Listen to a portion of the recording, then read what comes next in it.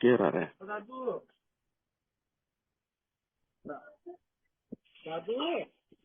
Proceed चिराग भाई, please proceed. नमस्ते दोस्तों, मेरा नाम चिराग है। मैं एक शराबी हूँ। ईश्वर हाय की चिराग कृपा है। टाइम। हाय हाय दोस्तों, नमस्कार चिराग भाई, वन डे टाइम। नमस्कार नमस्कार। One day at time. ईश्वर की असीम कृपा है। अल्कोहलिक एनोनिमस का सुंदर कार्यक्रम है। आप सभी दोस्तों का साथ है। मेरी प्रामाणिक इच्छा और स्पॉन्सरों का मार्गदर्शन कि आज का दिन मैं शराब के पहले घातक गुट से खुशी खुशी दूर हूँ।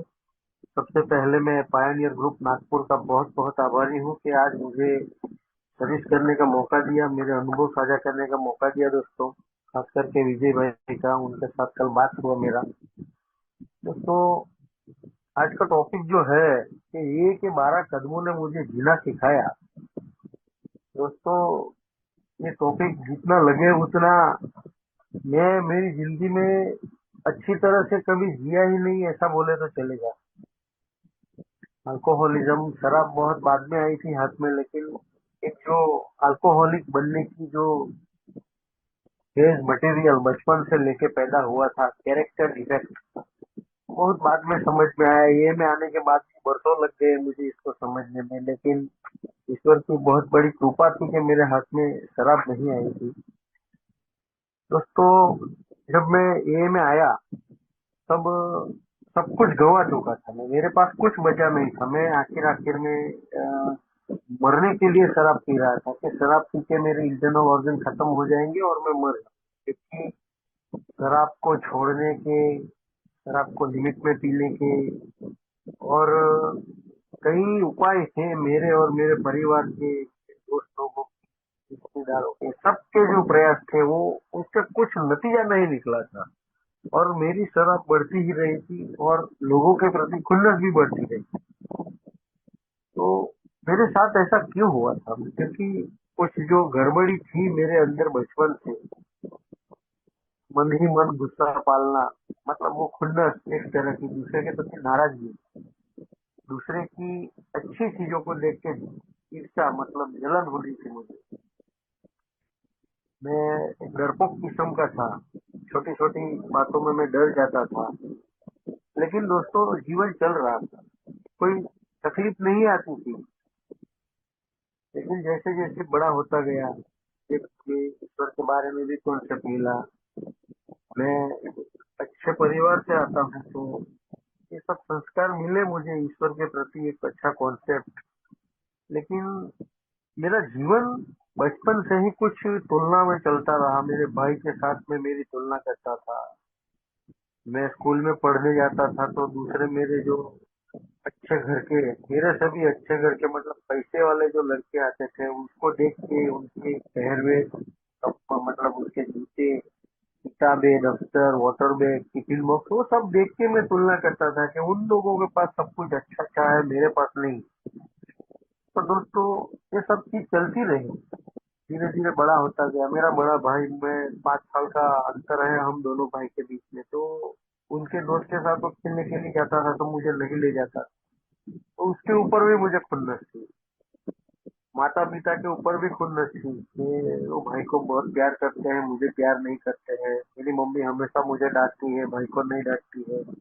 और मेरे सब रिश्तेदार भी मेरे भाई को ही अच्छा बोलते थे और मुझे बोलते थे ये तूफानी लड़का है, बदमाश है थोड़ा, उसके जैसा नहीं है। मेरे माँ बाप को बोलते थे आपका बड़ा बेटा अच्छा है, ये थोड़ा बदमाश है। तो बचपन से ही एक ठप्पा लगा था मेरे पे कि मैं एक खराब इंसान।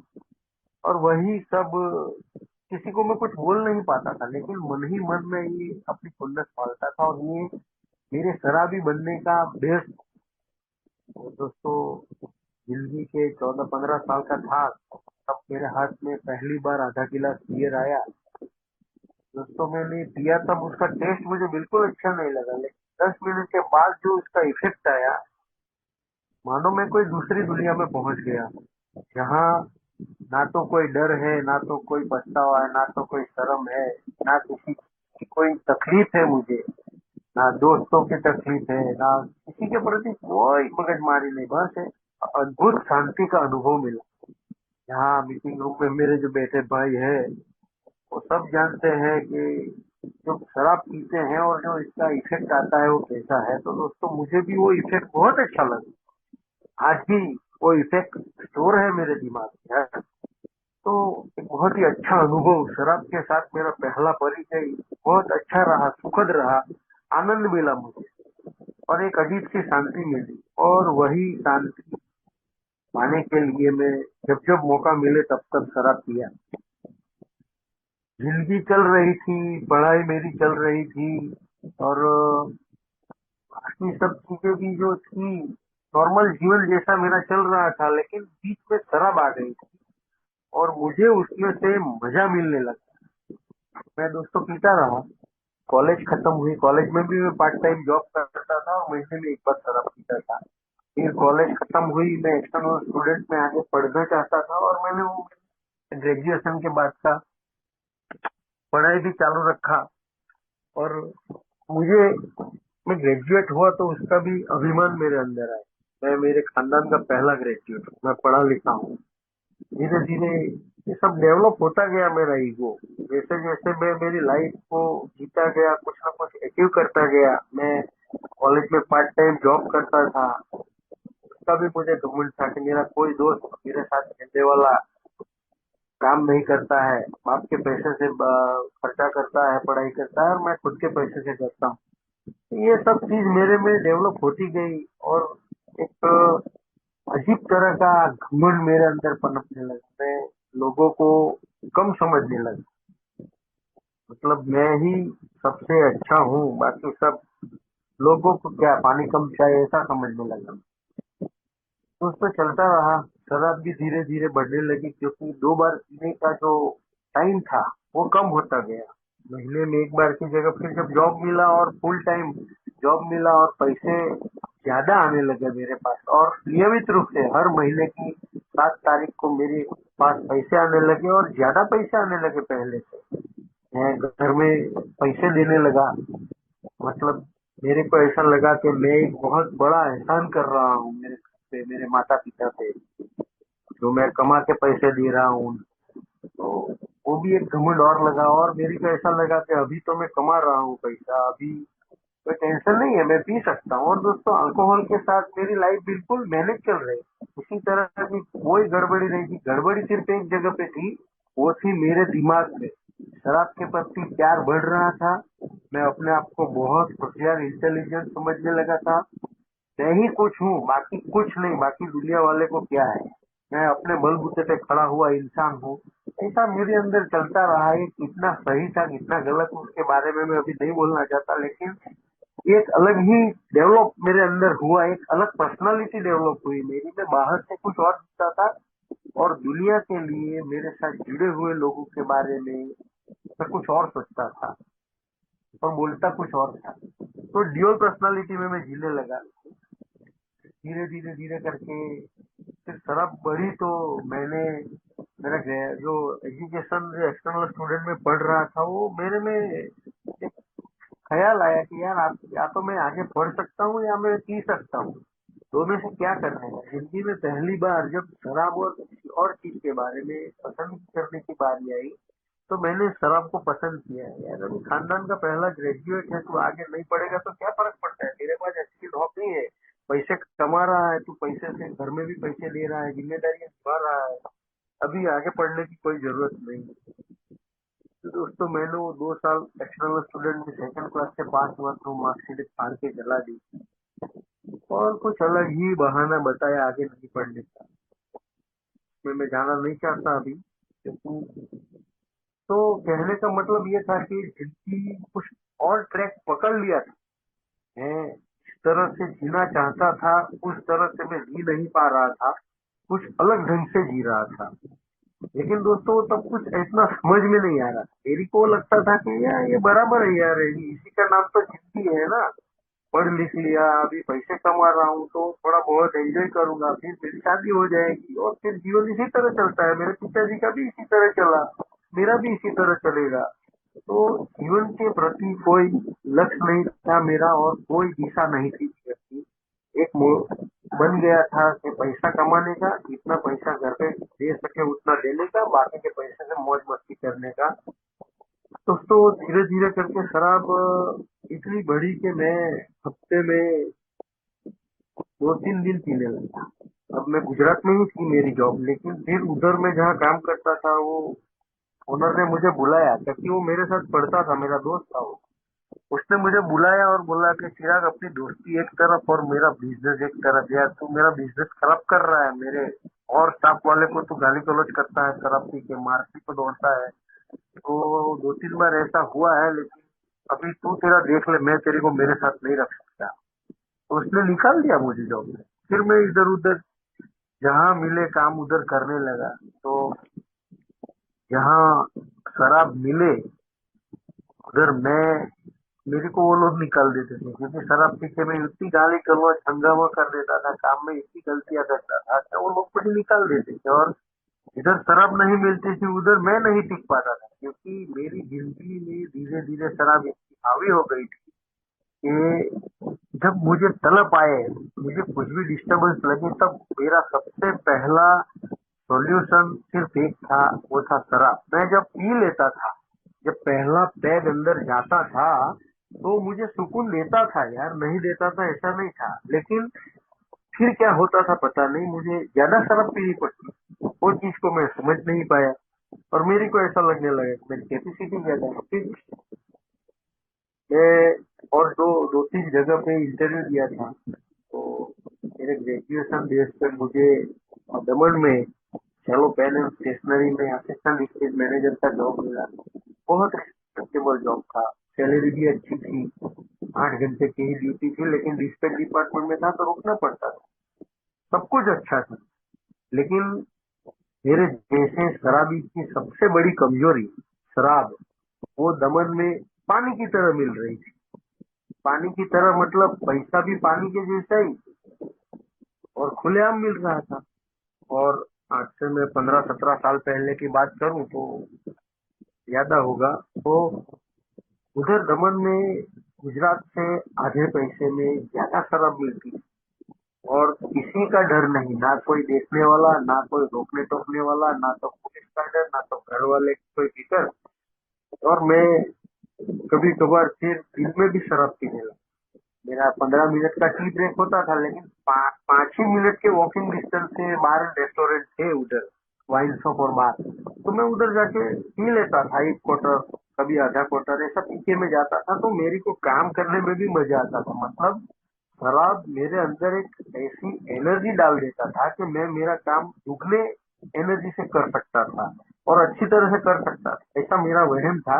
और कुछ हद तक वो होता भी था।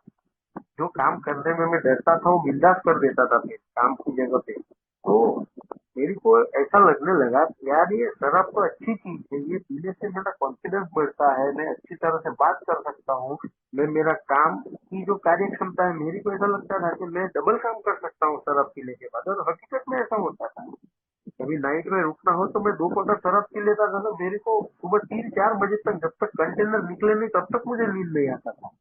तो ऐसा क्यों होता था मुझे समझ में नहीं आता। और मैं शराब को एक अच्छी चीज समझता था। धीरे धीरे मेरे घर पे भी पता चला। मैं घर पे बहुत कम लिमिट में पी के जाता था, लेकिन मेरे घर में वो पता था। मुझे डर था कि शराब मेरे घर में चलती नहीं है, तो अगर पता चलेगा इन लोगों को तो झगड़ा करेंगे, गाली गलौज करेंगे, मगजमारी होएगा। वो बचपन से वो डर था, जब पहली बार पिया था तब से वो डर था। तो मैं शराब पी के ज्यादा घर पे नहीं आता। लेकिन फिर दमन में जॉब लगा तो मेरा वो डेली का हो गया, फिर डेली का 2 क्वार्टर पी के मैं घर पे जाता था, और उसको मैं मेरी लिमिट समझता था। तो ऐसा चलता रहा। मेरी माँ ने मुझे बोला एक बार कि तू शराब पी के आता है, वो हमको पता है, फोकट में नहीं पिया हुआ हो, ऐसा नाटक मत कर। तो उस दिन मैं बहुत खुश हूँ यार, इन लोगों को पता है मैं फोकट में कम शराब पी के जाता हूँ। और दूसरे ही दिन से वो शराब डबल हो गई। मेरा घर से देरी से आना चालू हुआ। फिर घर पे आऊँ और मम्मी पूछे तू शराब पी के क्यों आया, तो उसके साथ गाली गलौज चालू हुई। फिर धीरे धीरे वो गाली गलौज जो शब्दों की बातें थी वो हाथ चालाकी में मतलब मारा मारी पे आ गई। फिर घर में चीजों की तोड़फोड़ होने लगी। आजू बाजू वाले को सबको पता चल गया कि मैं शराब पीता हूँ। लेकिन मुझे फिर किसी के साथ कुछ लेना देना ही नहीं था, मुझे कोई फर्क नहीं पड़ता था। मैं जिस परिवार में से आता हूँ, जिस समाज में से आता हूँ, उसमें शराब पीना अच्छी बात नहीं मानी जाती। हालांकि सब पीते हैं, सोशल ड्रिंकर है, लेकिन जो बेवड़ापंती मैं करता था वैसा किसी को पसंद नहीं था।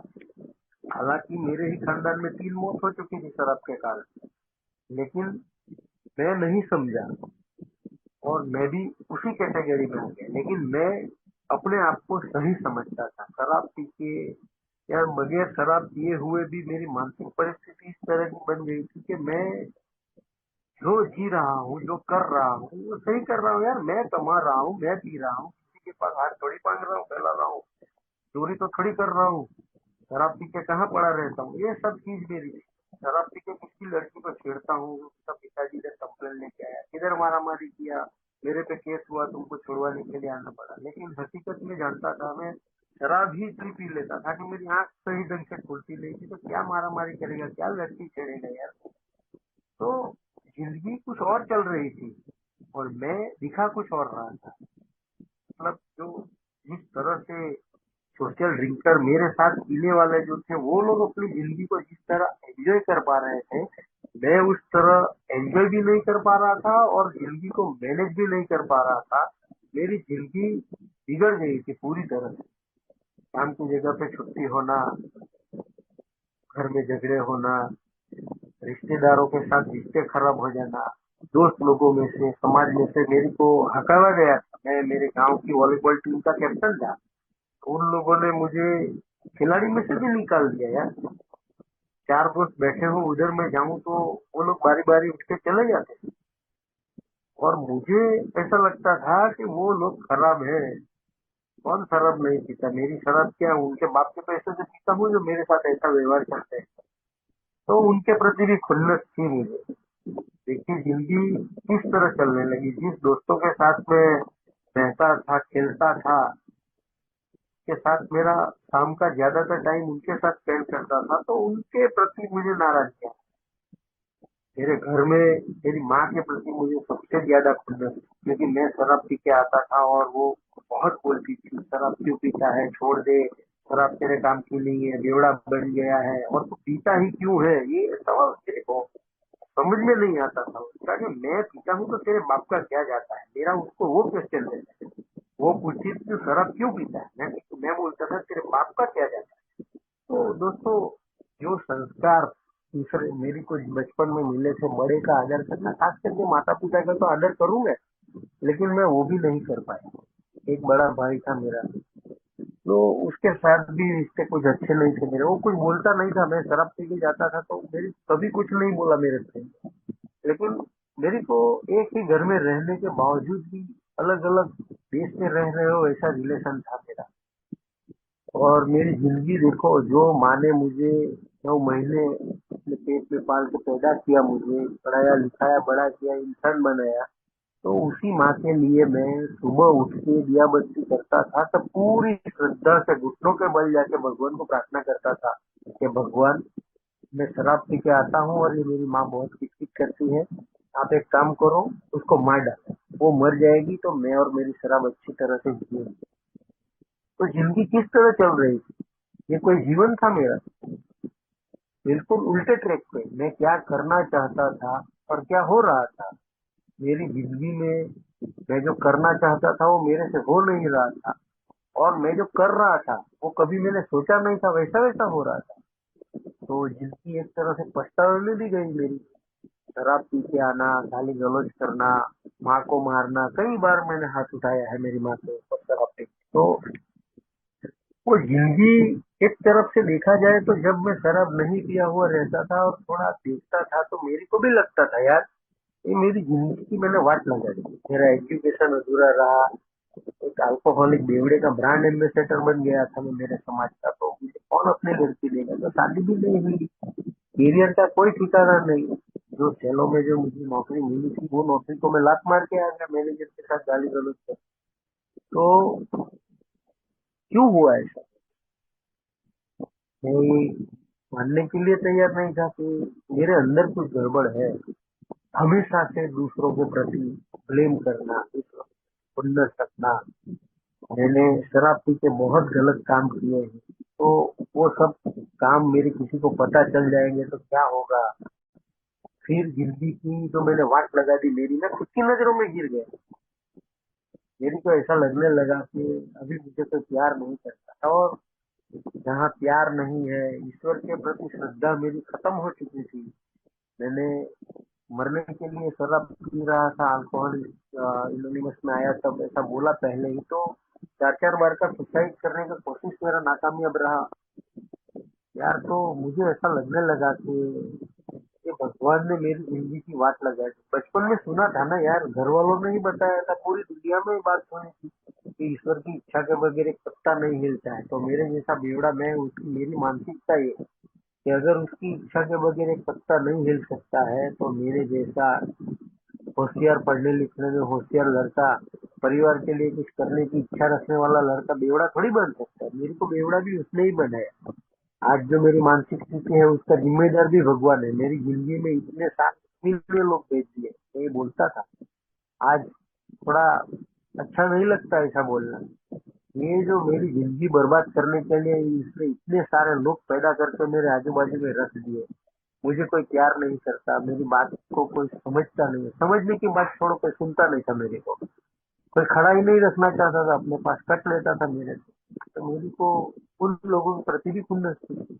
और जो मेरे दोस्त लोग मेरे साथ पढ़ते थे, खेलते थे, उन लोगों की तरफ देख के मुझे उनके ऊपर इतनी जलन थी कि मैं उसको सह ही नहीं पाता था। मैं 4-5 क्वार्टर शराब पी के मैं स्मशान में सोया रहता था, फिर भी मुझे उधर भी नींद नहीं आती थी।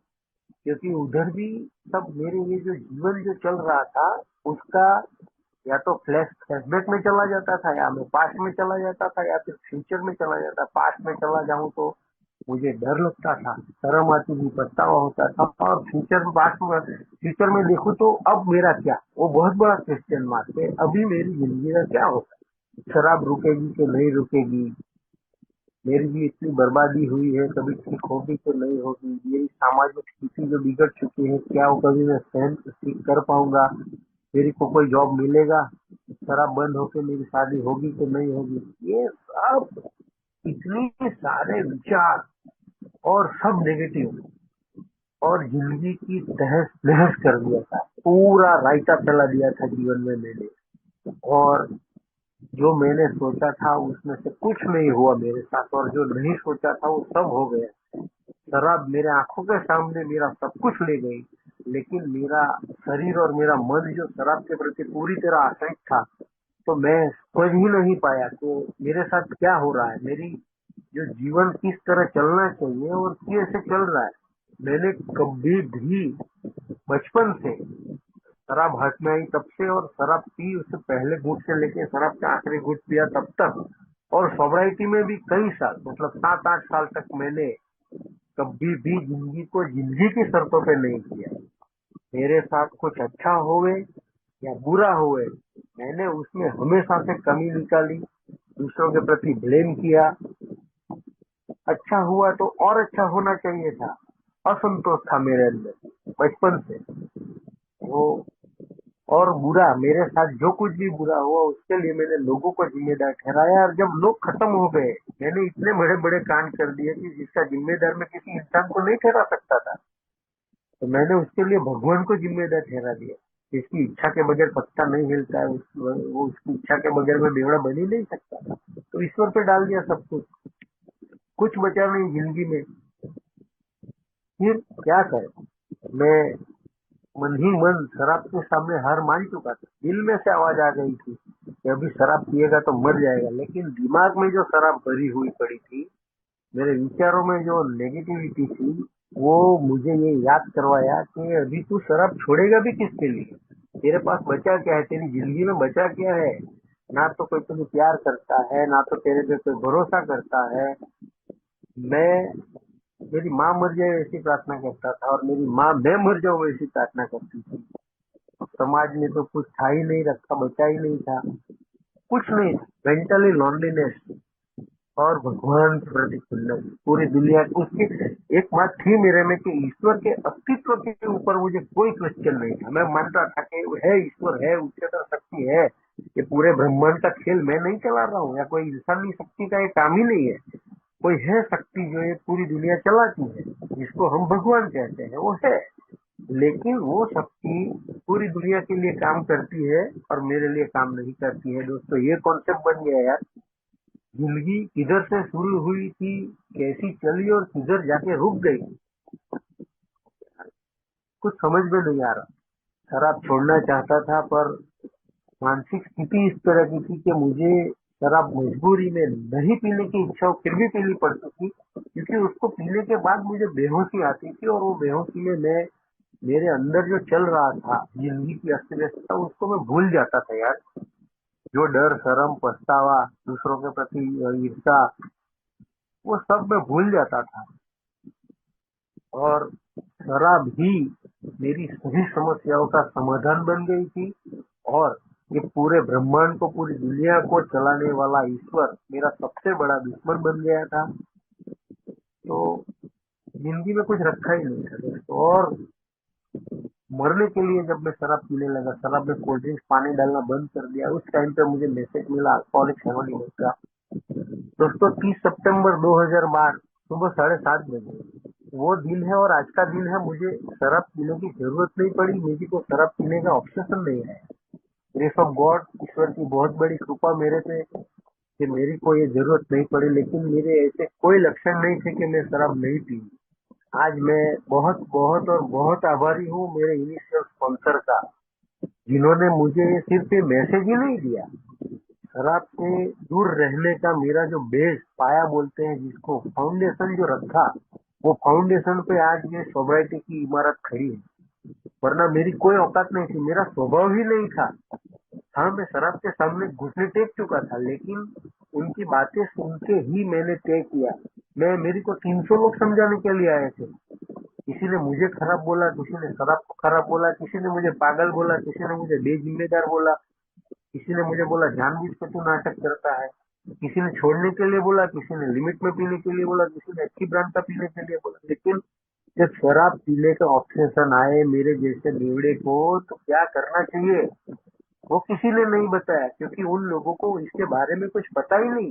क्योंकि जो लोग मुझे समझाने आते थे वो सोशल ड्रिंक करते, उनको मेंटली ऑब्सेशन और फिजिकल एलर्जी का कोई तकलीफ था ही नहीं। साला उनके पास पूरा चॉइस था, कौन सी पीना, कितनी पीना, कब पीना, पीने के बाद क्या करने का, दूसरे दिन सुबह क्या करने का।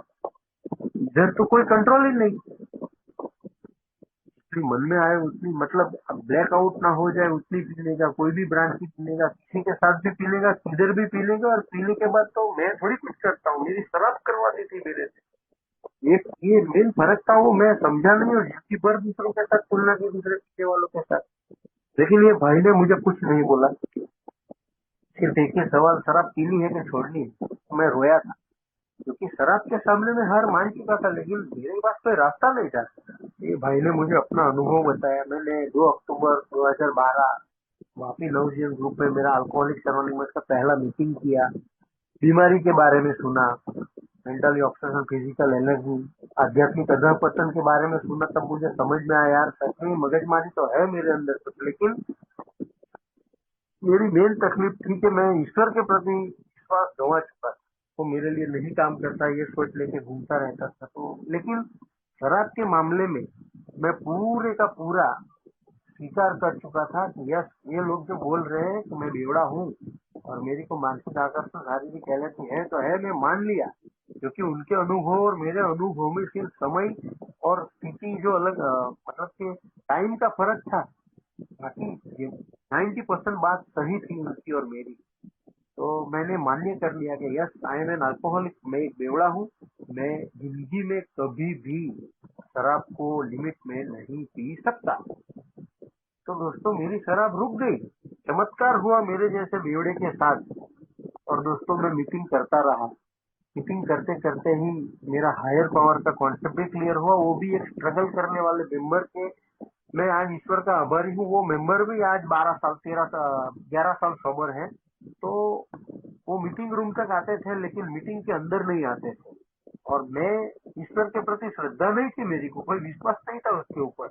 सिर्फ मीटिंग रूम को और मेरे सीनियरों को मैंने हायर पावर मान के बैठा था मीटिंग रूम में। और उधर मीटिंग रूम में कोई ना कोई मेंबर बोलता था। पहले तो ये बोलता था कि ईश्वर की कृपा, आज का दिन शराब नहीं पिया, और दूसरा कोई ना कोई मेंबर बोलता था कि ईश्वर की जिसके ऊपर बहुत बड़ी कृपा होती है वही ये मीटिंग रूम में आके बैठता है। तो दोस्तों थोड़ा थोड़ा कान, मेरा कान भी खुला, दिमाग भी खुला, मैं दूसरे की सुनने लगा। तो मुझे समझ में आया यार, ईश्वर की सच में मेरे ऊपर कृपा है कि मैं वन पीस में ये में हूँ यार, मेरी शराब रुकी हुई है। मेरी को समझाने वाले मेरे दोस्त लोग, मेरे परिवार के, मेरे सगे संबंधी, मेरी काम की जगह पे रखने वाले जो मेरे सीनियर थे, उनके सब अभिप्राय, जो रिक्वेस्ट या बोलो धमकी बोलो, पुलिस का, मेरे पुलिस केस भी कर दिया था मेरी मम्मी ने। तो पुलिस की धमकी या डॉक्टर की वार्निंग, डॉक्टर ने भी बोला था या तो दारू पी या दवा ले, दवा पिएगा तो बच जाएगा, दारू पिएगा तो मर जाएगा। तो दोस्तों सब सब मेरे पे आजमा चुके थे, लेकिन मैं किसी की नहीं सुना यार। तो ये जो लोग थे जिसको मैं जिंदगी में पहली बार मिला था यार, तो मैंने उन लोगों की बातें अपने दिमाग में क्यों बिठाई और क्यों उसके ऊपर एक्शन लिया। उन्होंने बोला शराब रुकती है तो आज रुकती है, और आज नहीं पिएगा तो मरेगा नहीं, हम सब जिंदा है। सिर्फ आज का दिन शराब के पहले घूंट से दूर रहने का, क्योंकि मेरे जैसे शराबी के लिए पहला घूंट ही घातक है।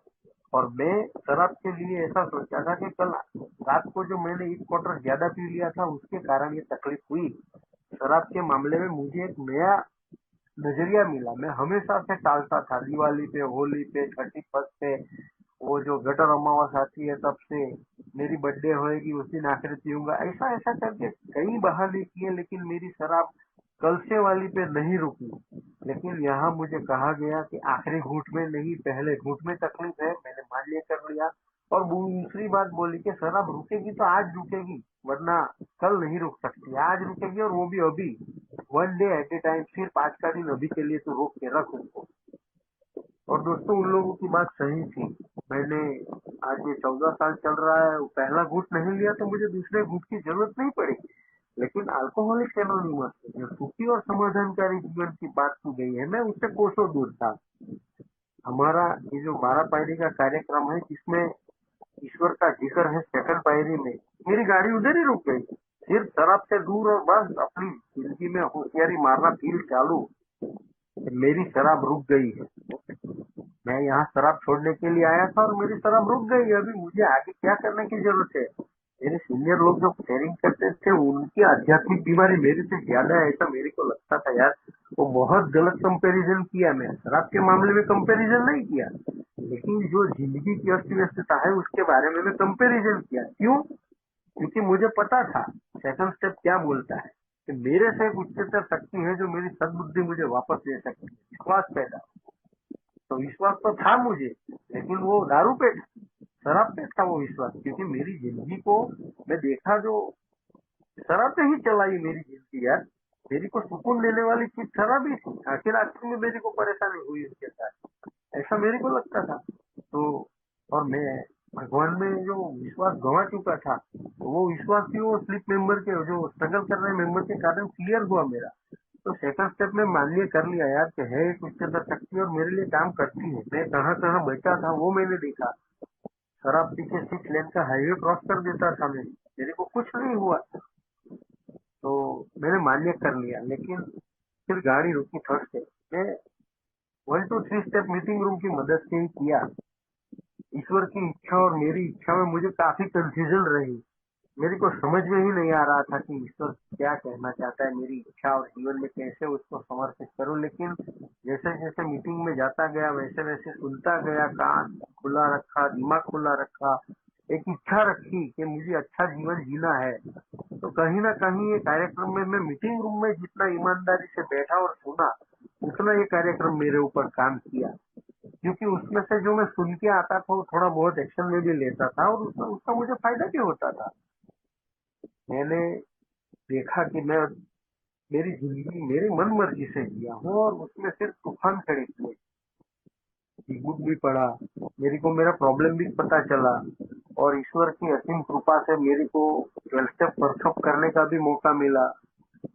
एक वो 12 स्टेप वर्कशॉप जयपुर में किया, एक वलसाड़ में किया, एक वापी में किया। तो मेरे को कंप्लीट समझ में आ गया कि ये प्रोग्राम क्या है, कैसे करने का, किसके साथ करने का, ये करने से मुझे क्या फायदा होएगा और ये नहीं करने से मुझे क्या नुकसान होएगा। इन शॉर्ट ये जो नॉलेज मुझे मिला ना, फिर मैंने वो बोलना चालू कर दिया। एक्शन में कुछ नहीं था, मतलब थोड़ा बहुत था शराब के मामले में, जीवन को जीने के मतलब स्वार्थी बनने के लिए मैं प्रोग्राम को अप्लाई करता था। जहाँ मेरी नहीं चले उधर मैं छोड़ देता था और शांत हो जाता था, और इधर मेरी चले मतलब मेरी आवाज इधर घर में ज्यादा चलती थी।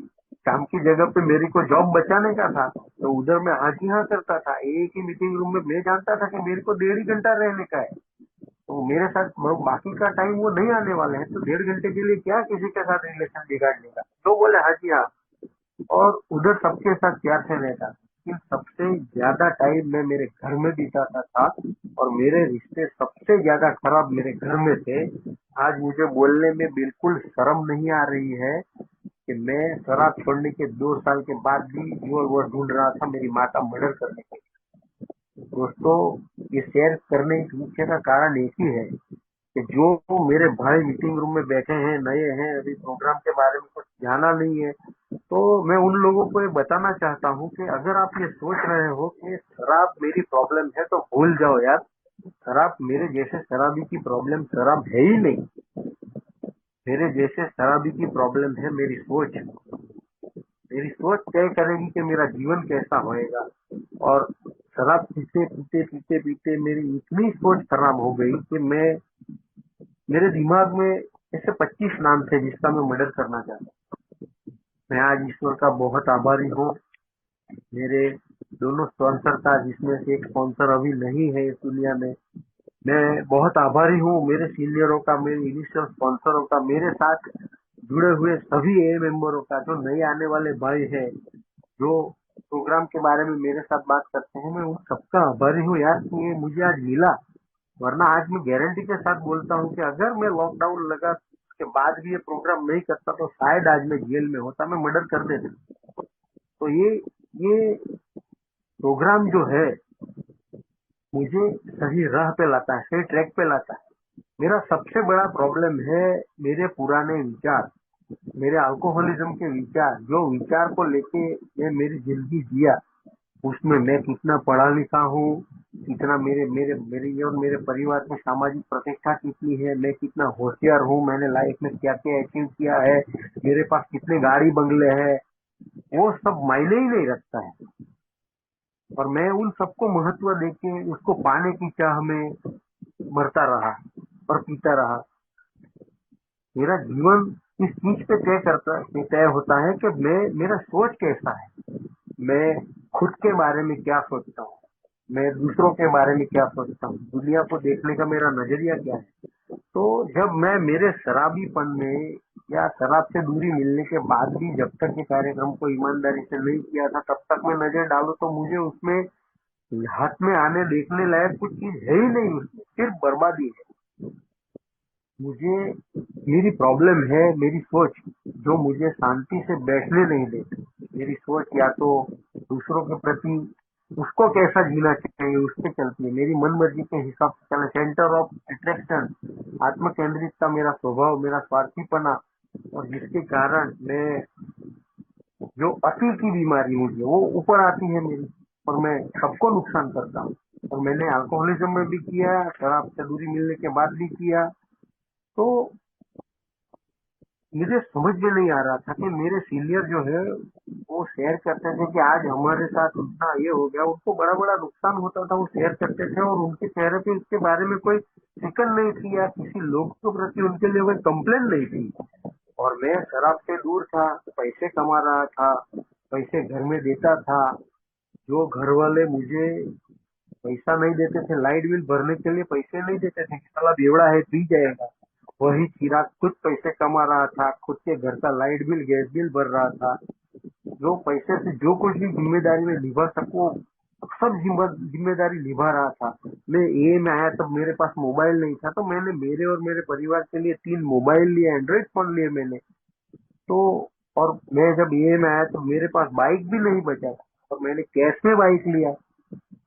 मेरी काम की जगह पे इज्जत होने लगी, मेरे दोस्त लोग मुझे वाहवाही करने लगे। तो मुझे ऐसा लगने लगा कि यार मेरा काम हो गया, लेकिन मेरे अंदर वही दोस्त लोगों के प्रति खुन्नस थी। मेरे समाज में, मेरे रिश्तेदारों में कोई अच्छा प्रसंग हो, कोई बुरा प्रसंग हो, किसी का शादी ब्याह हो, किसी की डेथ हो जाए या कोई धार्मिक प्रसंग हो, तो मैं उधर जाने से टालता था, और जाता था तो भी किसी के साथ दिल से मेलजोल नहीं बना पाता था, क्योंकि मेरी शराब रुकते ही मेरे साथ जुड़े हुए ज्यादातर लोगों ने मुझे माफ कर दिया था, अपना लिया था, मुझे प्यार कर रहे थे। लेकिन मेरा जो जीवन जीने का और सोचने का जो ढंग था, वो पुरानी सोच में अटका हुआ था कि मैं उन लोगों के पास क्यों जाऊं, इनके साथ मैं क्यों मेलजोल बढ़ाऊं। इन लोगों ने मेरे खराब समय पे मेरे पे लात मारी थी, मुझे छोड़ दिया था, आज मुझे उन लोगों के पास जाने की कोई जरूरत नहीं है, ये मेरा अहंकार था। लेकिन हकीकत ये थी कि मेरी को उधर नजर मिलाने को शर्म आती थी। कई लोगों को मैंने गाली दिया था, उनको भी नुकसान किया था इमोशनली, तो मुझे उधर जाने से डर भी लगता था और शर्म भी लगती थी।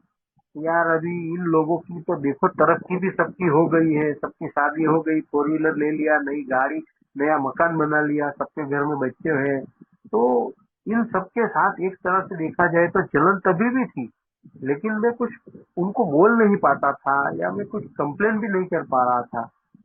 लेकिन एक चीज थी कि मैं जाता था यार, लेकिन उधर मेल जोल नहीं बना पाता था, अंदर से दुखी था, बाहर से हैप्पी, अंदर से दुखी। तो मीटिंग रूम में भी जाके बोलता था, ईश्वर की कृपा और आप सभी दोस्तों का साथ है, आज का दिन दारू नहीं पिया हूँ और बहुत अच्छा लगता है। दोस्तों बोलने के लिए बोलता था, लेकिन कितना अच्छा लगता था, मैं कितना खुश था वो मैं ही जानता था। लेकिन दोस्तों, जैसे जो है मैं शराब पी पी के कंटाल गया, ठीक उसी तरह ये ड्राई ड्रंकर की जिंदगी में भी मैं कंटाल गया, मुझे किधर सकून ही नहीं था यार। तो 5 क्वार्टर पी के स्मशान में पड़ा रहता था और नींद नहीं आती थी, वही सिचुएशन शराब से दूरी मिलने के बाद भी थी मेरी। माइंड ऑफ स्टेट वही था, मेरे विचार, मेरा दिमाग, मेरा जीवन जीने का तरीका सब उधर का उधर रुका था, 30 सितंबर 2012 पे ही रुका था। उसमें कोई प्रोग्रेस नहीं हो रहा था, टेम्पररी प्रोग्रेस होता था। कोई बड़ा प्रोग्राम करूं, मीटिंग करूं, तो एक आध 2 दिन में वो मेरे को मोटिवेशन मिलता था कि यस, जिंदगी इसी तरह जीनी चाहिए। और दोस्तों मैं जीता भी था, लेकिन फिर वही वापस पुरानी सोच, मेरी मन मर्जी, मेरी आवाज सुनो, और मेरे कई सारे कैरेक्टर डिफेक्ट, जो पैसे को लेके, सेक्स को लेके, मेरे मान सम्मान को लेके, मेरी को कोई कुछ भी बोले तो मैं किसी की नहीं सुनता। शराब छोड़ के मैंने पूरा जाने वो पूरी धरती का बादशाह सिकंदर बन गया था मैं। बहुत बड़ा एहसान किया था मैंने सबके ऊपर, ऐसा मेरे को लगता था। तो मैं ज्यादा किसी को भाव नहीं देता था तभी भी, और वही लड़ाई झगड़े गाली गलौज चलता रहता था, लेकिन फ्रीक्वेंसी बहुत कम हो गई थी।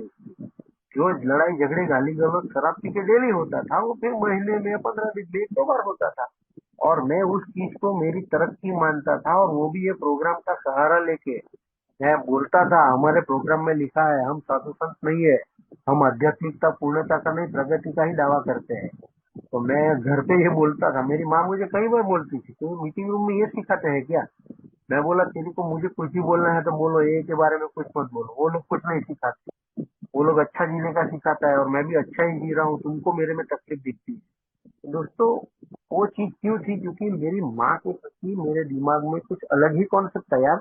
इसका मर्डर करने की सोच रखने वाला आदमी उसके बारे में अच्छा किधर से सोचेगा, और जिसके बारे में मैं अच्छा सोच नहीं सकता हूँ, वो मुझे मेरे अच्छे के लिए कितना भी बोले, मैं वो सुन ही नहीं सकता हूँ। मेरा ईगो उसको बर्दाश्त ही नहीं करेगा, उसको चुप ही कराएगा, तुमको समझ में नहीं आएगा, ऐसा ही बोलेगा। तो उसमें से फिर चकमक चकमक हो जाती थी, क्योंकि मैं बीमार था आध्यात्मिक रूप से, लेकिन मेरी माँ मुझसे भी ज्यादा बीमार थी। तो तभी तो वो भगवान को प्रार्थना करती थी कि बिगड़ा भी मर जाए तो अच्छा। तो पारिवारिक बीमारी सुना तो समझ में आया दोस्तों।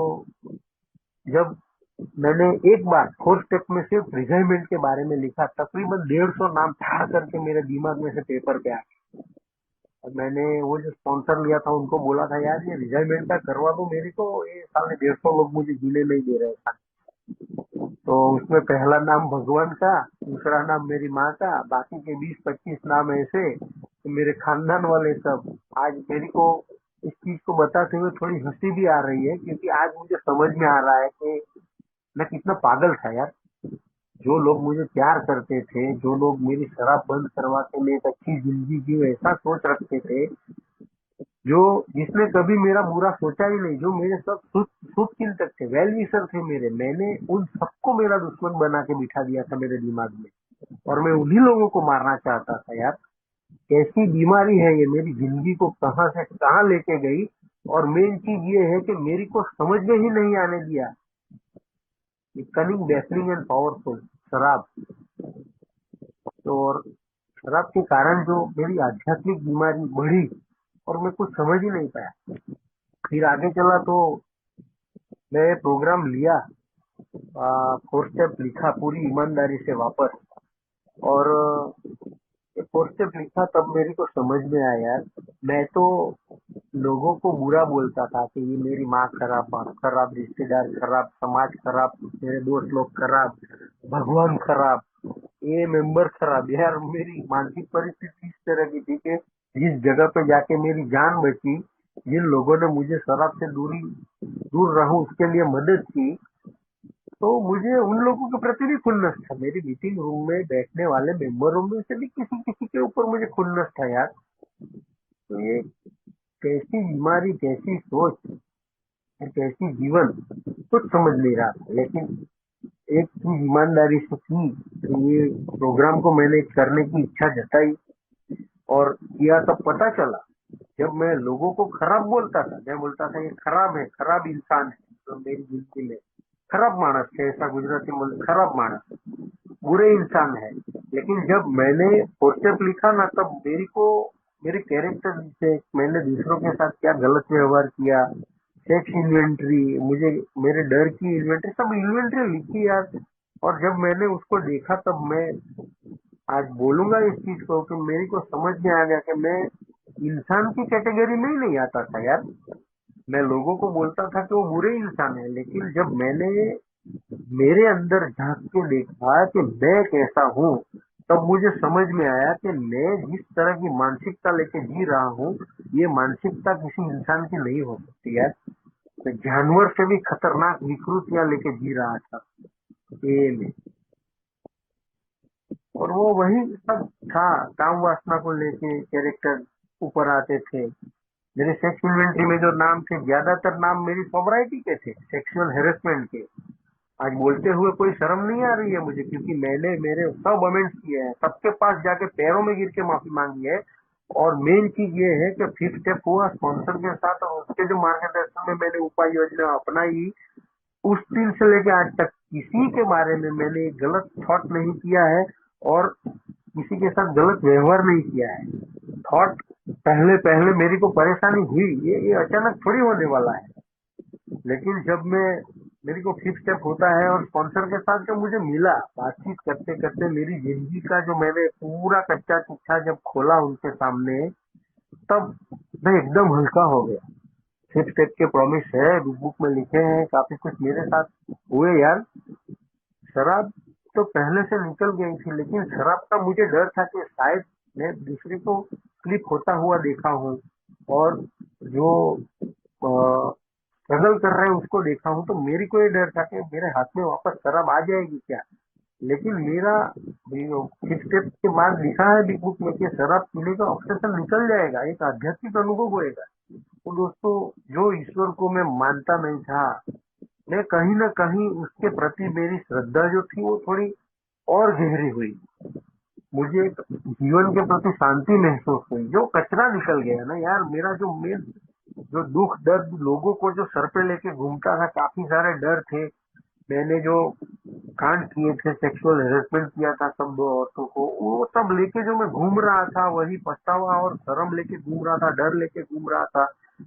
मेरी को जो नाराजगी थी, लोगों के प्रति ईर्षा थी, वो सब मैंने निकाला यार। और सब जगह पे जब मैंने अपने आप को ही कैदी के कटघरे में पाया, गुनहगार के कटघरे में पाया, तब मुझे समझ में आया कि ये कार्यक्रम दूसरे को सुधारने का नहीं है, ये कार्यक्रम मेरे अंदर सुधार लाने का है।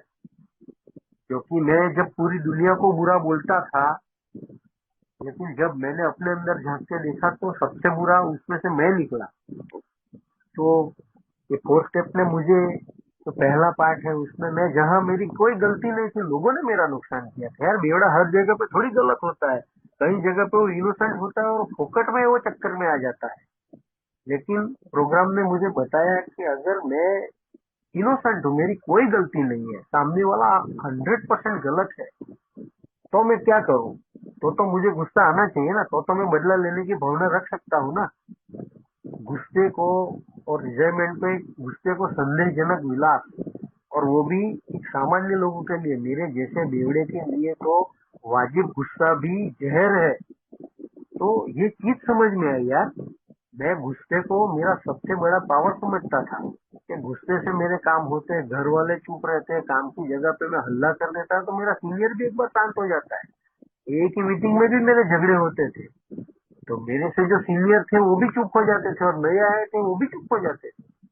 तो वो 1.5 घंटे में भी मेरा मानसिक परिस्थिति बिगड़ता था, तो कभी कभार हो जाता था, उधर अच्छा रहने की कोशिश थी और अच्छा ही रहता था, लेकिन कभी कभार झगड़ा हो जाता था। तो गुस्से को मैं एक पावर समझता था, लेकिन ये 4 स्टेप में मेरी को समझ में आया कि मेरी सबसे बड़ी कमजोरी अगर कोई है तो वो गुस्सा है।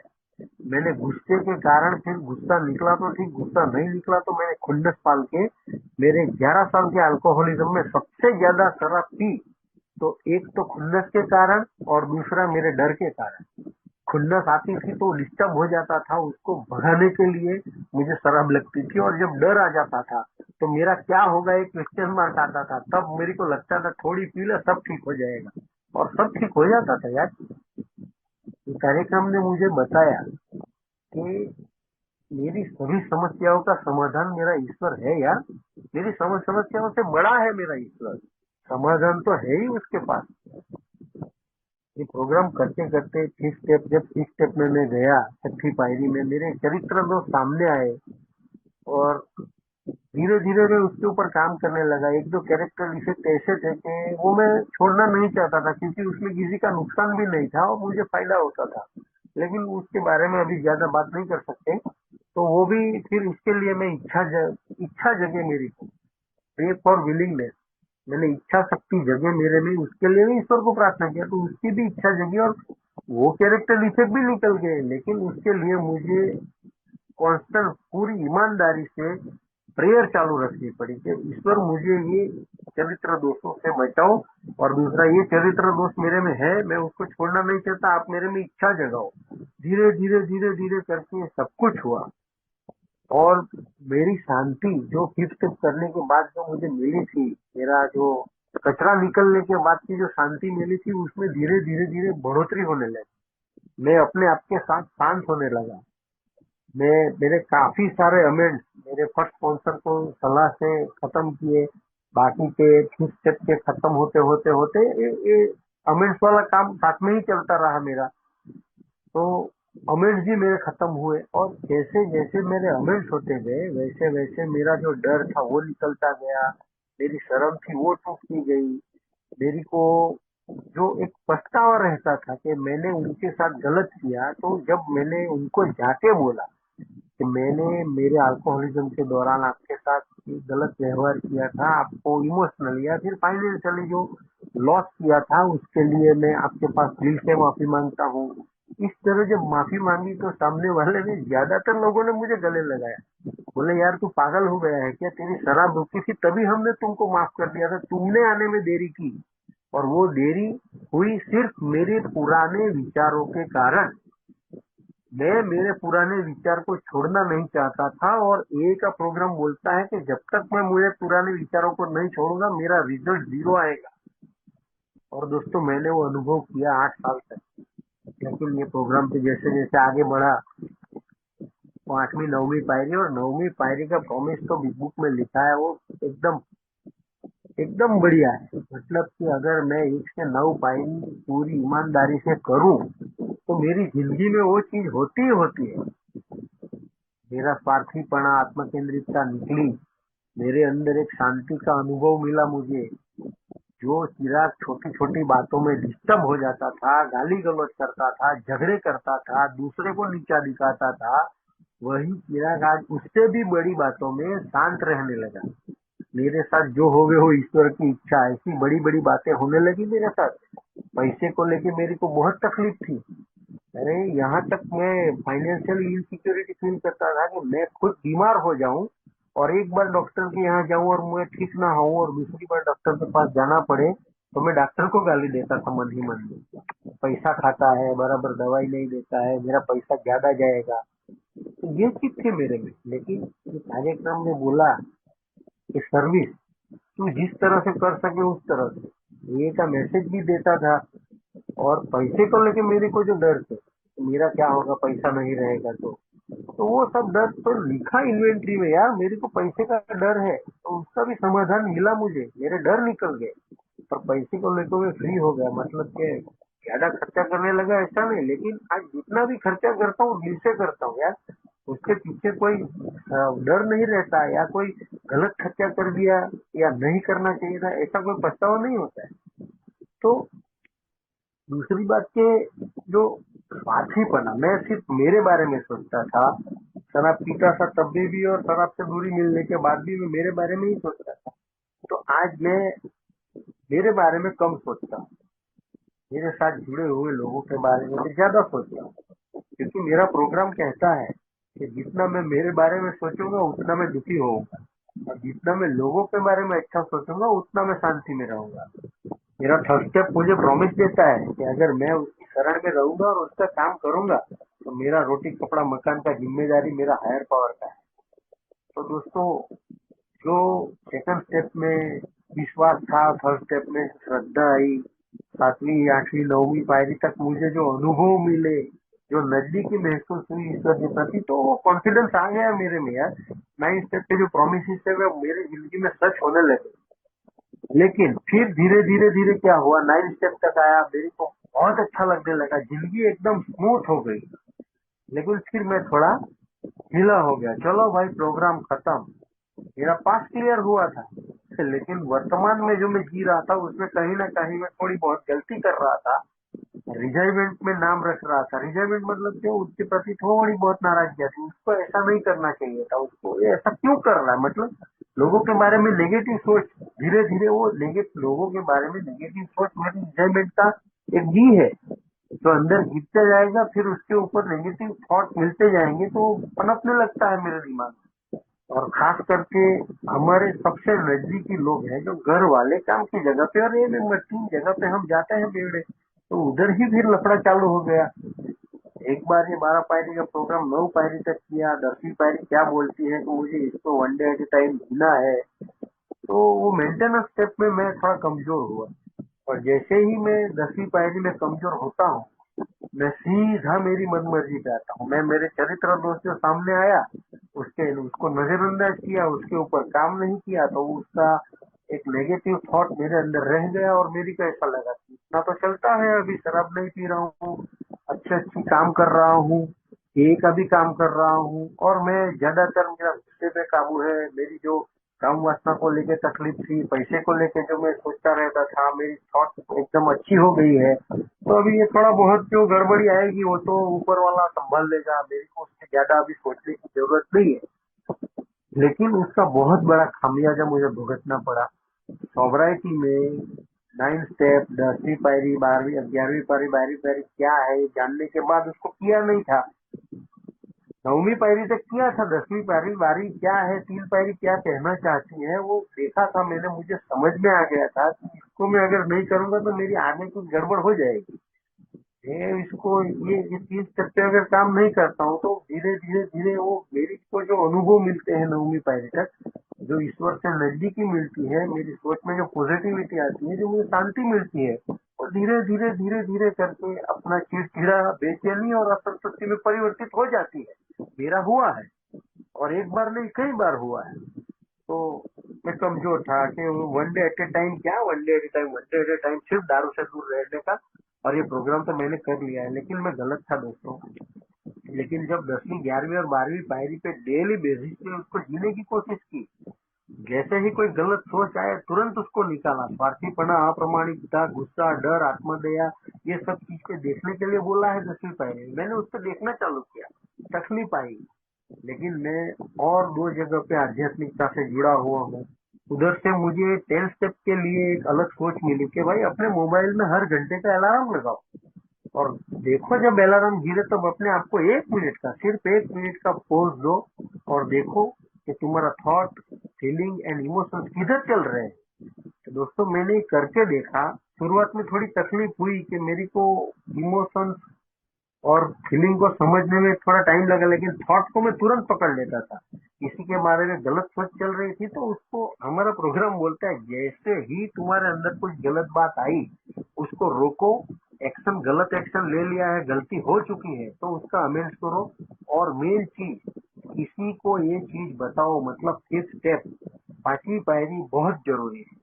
मेरे अंदर छोटी सी गड़बड़ी आती है, उसके कारण मैं नुकसान करता हूँ और मैं उसका अमेंड भी कर लेता हूँ, मान लेता हूँ। 4 स्टेप हो गया, मान लिया। 7वीं पायरी, कैरेक्टर डिफेक्ट पता चल गई, ईश्वर को भी वो सौंप दिया और जिसको नुकसान पहुंचा उसके साथ माफी भी मांग ली। लेकिन अगर मैं मेरी 5वीं पायरी नहीं करूंगा तो मैंने जो एक कांड किया वो मेरे अंदर रह जाएगा, और वो रहा हुआ मेरा गलत काम वो कचरा है, वो नहीं निकलेगा तो वो मुझे डिस्टर्ब करेगा। आज अगर गुस्सा करता हूँ ना, तो मैं जब तक सामने वाले से माफी नहीं मांग लेता हूँ ना तब तक मुझे सुकून नहीं मिलता है। शराब पीने के बाद जो हैंगओवर रहता था उससे भी खतरनाक इमोशनल हैंगओवर मेरे को रहता है, जब तक मैं मेरी गलती की माफी नहीं मांग लूं और किसी को नहीं बता दूं तब तक। और मैं किसी को भी बता देता हूँ। मेरे एक स्पॉन्सर इस दुनिया में है नहीं और दूसरे स्पॉन्सर से मैं काफी दूरी बन गई है हमारी। उनके भी ऐसे कुछ काम है कि वो ए को भी और खुद को भी टाइम देने में उनको तकलीफ हो रही है, तो मैं किसी के भी साथ शेयर करता हूँ। एक भाई जो है मेरे साथ पिछले 14 साल से जुड़ा है मेरे ठीक मदर ग्रुप में, तो मैं उनके साथ शेयर करता हूँ। मेरे नए आए हुए भाइयों के साथ जो शेयर करने चीज है वो, तो वो डिस्टर्ब हो जाए वैसी बात उनके साथ शेयर नहीं करता हूँ। लेकिन आज पता चल रहा है कि मुझे किस तरह से जीना है। पहले मेरे अंदर कोई गड़बड़ी होती थी तो मैं दूसरे के कारण ये गड़बड़ी हुई और दूसरे को जिम्मेदार ठहराता था, परिस्थिति को जिम्मेदार ठहराता था, ब्लेम करता था, गुस्सा करता था, खुन्नस पालता था, डर आता था, फिर गलत काम कर दिया मैंने उसके बारे में शर्म आती थी। तो ये सब कुछ आज मेरी जिंदगी में कई हद तक, मतलब कई हद तक उस सब में झाड़ू लग चुका है। वो चीज नाम शेष हो गई है, वो नहीं आती है। आज ऐसा नहीं है, शॉर्ट कमिंग के रूप में आज भी मेरे अंदर कई कैरेक्टर डिफेक्ट आ जाते हैं, खास करके गुस्सा। लेकिन आज मुझे इस चीज का एहसास हो रहा है कि वो गुस्सा है वो आ रहा है, उसको मैं अगर नहीं रोकूंगा, मेरे दिमाग को, मेरी सोच को मैं अगर परिवर्तित नहीं करूंगा तो मैं ही डिस्टर्ब होऊंगा, मैं ही मरूंगा, मैं चिड़चिड़ा, बेचैन और असंतुष्ट होऊंगा। और दोस्तों शराब का डर आज मुझे नहीं है, क्योंकि आज मुझे समझ में आता है कि मेरा ईश्वर मेरे साथ है। आज सुबह में जब प्रेयर और मेडिटेशन अपनी 11वीं पायरी करता हूँ, मैं जो काम करना चाहता हूँ, 24 घंटे की योजना बनाता हूँ, किस किसके साथ कैसे कैसे रहने का, मैं ईश्वर से मांगता हूँ आज मेरे नशे से दूरी, मेरे चरित्र दोषों से दूरी, और मैं हमेशा से आपकी शरण में रहूं, ऐसी इच्छा मैं ईश्वर को बोलता हूँ। मेरे काम किस तरह होने चाहिए वो एक प्लानिंग बनाता हूँ, मैं उसके ऊपर एक्शन लेता हूँ यार। बाकी का रिजल्ट क्या आने वाला है वो तो मेरा भगवान जाने। मेरी जिंदगी में थर्ड स्टेप जितना मजबूत रहेगा मेरा मेरा बाकी का कार्यक्रम उतना ही अच्छी तरह से होएगा, मेरी आत्म शांति उतनी ही बनी रहेगी। जो छोटी छोटी बातों में डिस्टर्ब होना था वो बंद हो गया मेरा। और होता है यार, अगर मैं कार्यक्रम ये कार्यक्रम शराब छोड़ने का नहीं है यार। मेरे जैसे बेवड़े को बगैर शराब के जीवन जीना नहीं आता है। मैं जीवन की वास्तविकता को नहीं स्वीकार कर सकता हूँ, वास्तविकता को नहीं स्वीकार कर सकता हूँ, दुनिया के साथ तालमेल मिलाने में मेरी को तकलीफ होती है। तो ये कार्यक्रम मेरे अंदर एक ऐसा स्वीकार भाव लाता है और एक ऐसी हायर पावर के प्रति एक ऐसा सरेंडर देता है मेरी को, जिसके कारण मैं मेरी सभी तकलीफों में से हंसी खुशी बहुत अच्छी तरह से बाहर निकल जाता हूँ। मेरी लाइफ में ऐसे फर्स्ट स्टेप को लेके बहुत सारे अनुभव रहे, काफी कुछ तकलीफ आई मेरी को, मेरा शेयरिंग आगे भी मैं किया हूँ, बहुत तकलीफ है सोसाइटी में मेरी यार। लेकिन मुझे शराब पीने की जरूरत नहीं पड़ी। लेकिन आज अभी जीवन के प्रति मेरे को स्वीकार भाव है। आज मैं जिंदगी को जिंदगी की शर्तों पे जीने की कोशिश करता हूँ। जिंदगी को मैं मेरे तरीके से जीने की कोशिश नहीं कर सकता। मैं मेरे तरीके से जी नहीं सकता जिंदगी यार। मैं मेरे तरीके से जिंदगी जीता हूँ तो मैं दारू पीता हूँ यार, क्योंकि मेरी जिंदगी मैं नहीं चला सकता। मेरी जिंदगी या तो दारू चलाती है या तो फिर भगवान चलाता है। और जब मैं मेरी इच्छा, मेरा जीवन, मेरे साथ जो कुछ भी होवे वो मैं मेरे ईश्वर के समर्पित होकर जीता हूँ, तब मैं आत्म शांति में रहता हूँ और उस शांति का कोई मूल्य नहीं है। मेरा मैंने सुना था कि मेरे जीवन में कितनी भी बड़ी तकलीफ आए, कोई मेरा कितना भी बड़ा नुकसान कर दे, लेकिन वो शराब के एक घूंट से काफी कम है। तो आज एक शराब के मामले में इतनी अवेयरनेस है। और मेरे मेरे जो कैरेक्टर है यार, मैं कभी कभार मेरा फोर्सेप जो चरित्र दोष निकला था ना, वो महीने में एक आध बार देख लेता हूँ कि मैं ये हूँ। पूरी दुनिया भूल जाएगी कि मैं बेवड़ा हूँ तो चलेगा, लेकिन जिस दिन मैं भूला कि मैं एक बेवड़ा हूँ और मेरी जिंदगी अस्त व्यस्त है, ये चीज जिस दिन मैं भूला, उस दिन से मेरे अंदर अहंकार चालू हो जाएगा। और मेरे में हुआ था यार, मैं भूल चुका था। मैं ये सोचा था कि मैं एकदम ठीक हो चुका हूँ, अभी मेरी जिंदगी में शराब को लेके या मेरी अस्वस्थता को लेके कोई तकलीफ नहीं है। और एक टाइम आता भी ऐसा है, ये प्रोग्राम का चमत्कार ऐसा है यार, मेरी को ऐसा लगने लगता है कि सब कुछ सही हो गया। लेकिन ये चीज ऐसी है कि जैसे मैं मेरे घर में, मेरी ऑफिस में डेली साफ सफाई करता हूँ, ठीक उसी तरह मेरे दिमाग में, मेरे मन में जो गलत सोच आती है, उसकी साफ सफाई मुझे डेली टू डेली करनी है यार। और उसके लिए मेरा हायर पावर है, जिसके पास मैं मदद मांग सकता हूँ। पहले जिस परिस्थिति में हम डिस्टर्ब होते थे या उलझन में जाते थे, उस परिस्थिति को कैसे सॉल्व करने का, उसकी अंतःपूर्ण मतलब सिक्स सेंस जागृत होएगा, मेरे अंदर ईश्वर आवाज देगा। और वो देता है, मैं गारंटी के साथ बोलता हूँ।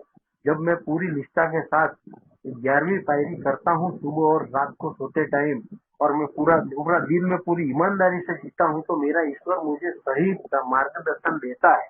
जब मेरा दिल और दिमाग एकदम क्लियर होगा ना, तब मेरी को ईश्वर की आवाज बहुत अच्छी तरह से सुनाई देती है। और मुझे सुनाई देती है, आज मैं ये बोलता हूँ तो मेरे रोंगटे खड़े हो जाते हैं कि ईश्वर की आवाज जो मुझे मेडिटेशन के जरिए मुझे समझ में आता है यार, जीवन को कैसे जीना चाहिए। मैं एक स्वीकार भाव लेके ही जी सकता हूँ। मुझे हमेशा ये स्वीकार करना पड़ेगा कि मैं एक शराबी हूँ और मेरी जिंदगी असलियत है, और उसको मैं ठीक नहीं कर सकता यार, मेरा हायर पावर करता है।